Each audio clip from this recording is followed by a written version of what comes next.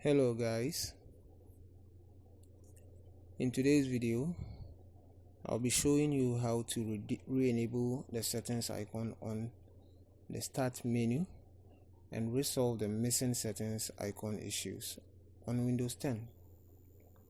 The settings icon does not appear when you click on the start button after I did a Windows update. Let's see how it is.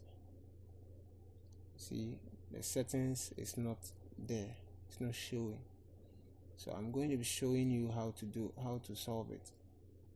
First, right click on the desktop, you go to personalize. On your left side,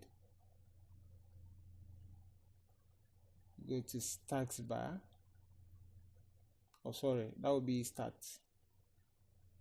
So this is the start. And you choose which folder appear on the start. Now go through, you see settings. Okay, this is file explorer. You see this is the settings.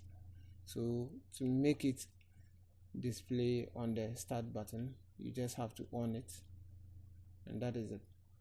So let's go back there and see if it is available. So you see it's there. This is it. That is the settings.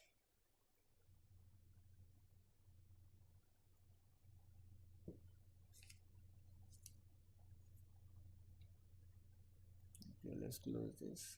Go to the settings. This is it. Click on the settings. So that is it. Yeah, problem solved. Yeah.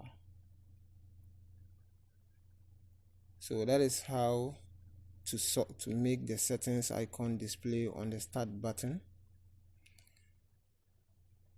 So if this video helps you, please subscribe to my channel and hit the notification bell, so whenever I upload a new video, you'll be the first to watch it. Subscribe, and thanks for watching. Peace.